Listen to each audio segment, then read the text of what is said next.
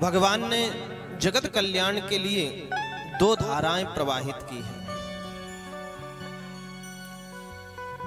एक धारा भगवान के चरणारविंद से निकली है और दूसरी धारा मुखारविंद से निकली है। भगवान के चरणारविंद से निकली हुई धारा का नाम है भगवती भागीरथी गंगा और मुखारविंद से निकली हुई धारा का नाम है भागवत जी की कथा। यह दोनों ही जगत में संसारी मनुष्यों को पावन करने के लिए है। दोनों ही पवित्र बनाती हैं, परंतु फर्क इतना सा है,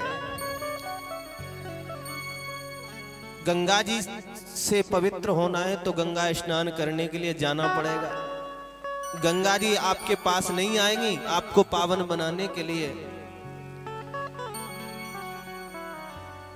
श्रीमद् भागवत कथा सरिता ऐसी है कि जहां बैठो वहीं बस डुबकी लगा लो, वहीं पावन हो जाओगे।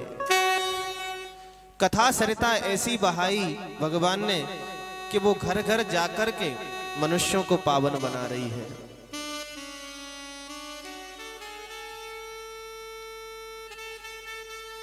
जीवात्मा का जब बहुत पुण्य उदय होता है तब उसे सत्संग का लाभ प्राप्त होता है, भगवान की कथा श्रवण करने को प्राप्त होती है।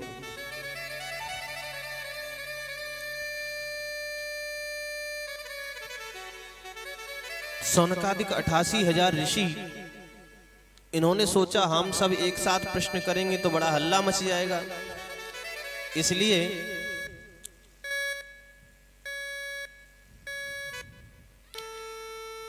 उन्होंने एक प्रधान यजमान के रूप में नियुक्त किए। जैसे आप सभी रामवासियों ने एक प्रधान यजमान नियुक्त किए हैं, बोलो राधे राधे। अब राधे राधे तो सबको बोलना पड़ेगा, राधे राधे बोलोगे तभी पता चलेगा कि आपकी समझ में कथा आ रही है कि नहीं आ रही है।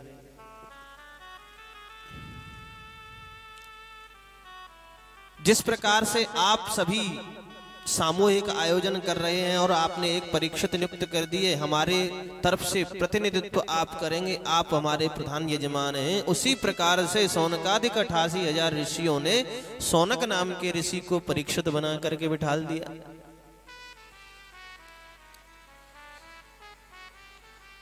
सौनक जी महाराज सामने प्रधान श्रोता हैं, सूत जी महाराज वक्ता हैं। वही चरित्र भगवान वेदव्यास श्रीमद् भागवत ग्रंथ में लिखते हैं। वेदव्यास जी महाराज ने श्रीमद् भागवत के प्रथम श्लोक को गाया। मन में विचार किया कि एक ही ऐसा श्लोक बोलूं जिससे सबकी वंदना हो जाए, सबको नमन हो जाए। तो जन्माद्यस्य यतोऽन्वयादितरतः स्यार्धेष्वभिज्ञस्वरा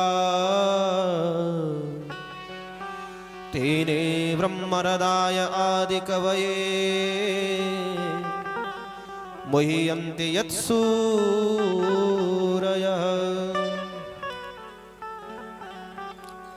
तेजो वारिमृदां यथा विनिमयो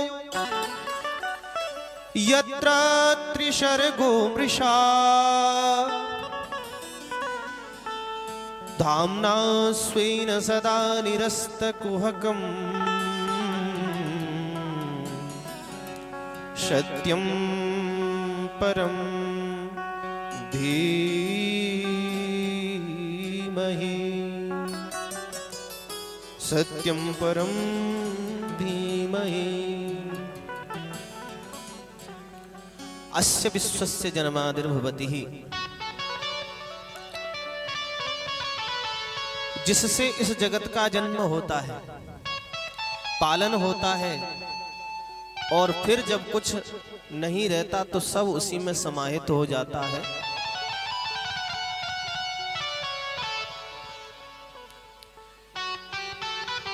जो जानने में बड़ा ही कठिन है। भगवान को जाना नहीं जा सकता सज्जनों। एक बड़ी सुंदर बात संतों ने बताई। बड़े बड़े मनीषी जनों ने अपने अनुभव से यह बात बताई। बोले भगवान को जानने का प्रयास मत करो, जानने का प्रयास करोगे तो जीवन पूरा हो जाएगा, लेकिन उसको जान नहीं सकते। उसको तो वही जान सकता है जिसको वो जनवाना चाहे। सोई जाने जिह देहु जनाई।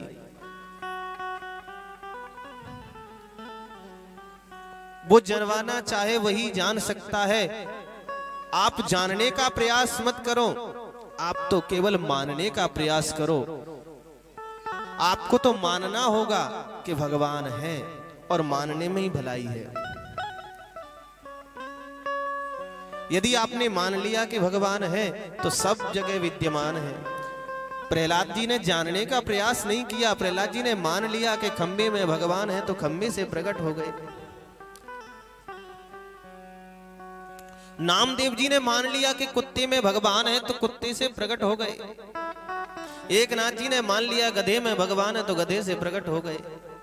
यदि वो जानने का प्रयास करते तो जीवन भर खोजते रहते, कहीं मिलते नहीं, कोई हिल्ला नहीं पड़ता।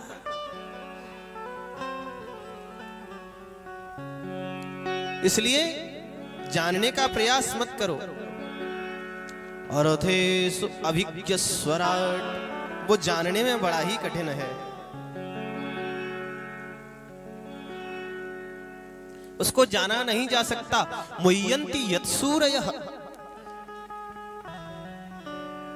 बड़े बड़े ज्ञानी जन भी जहां मोह को प्राप्त हो जाते हैं, जिस प्रकार से तेजोमय सूर्य रश्मियों में, जैसे कभी कभी गर्मियों में आपने देखा होगा, जेठ की दोपहरी पड़ रही हो, आप गाड़ी में बैठ करके जाओ, हाईवे पर चलो, 100 की 125 की स्पीड में चलो, तो आपको दूर से दिखाई पड़ेगा कि जल जैसा भरा हुआ है, परंतु पानी नहीं होता वो सड़क पर, वो तो केवल सूर्य की किरणों का प्रकाश ही ऐसा है। इसी प्रकार से ये संसार की जो सृष्टि है, सृष्टि संरचना है, उस परमात्मा की माया के कारण मिथ्या होने पर भी सत्यवत प्रतीत हो रही है। ऐसे सत्य स्वरूप परमात्मा को हम प्रणाम करते हैं।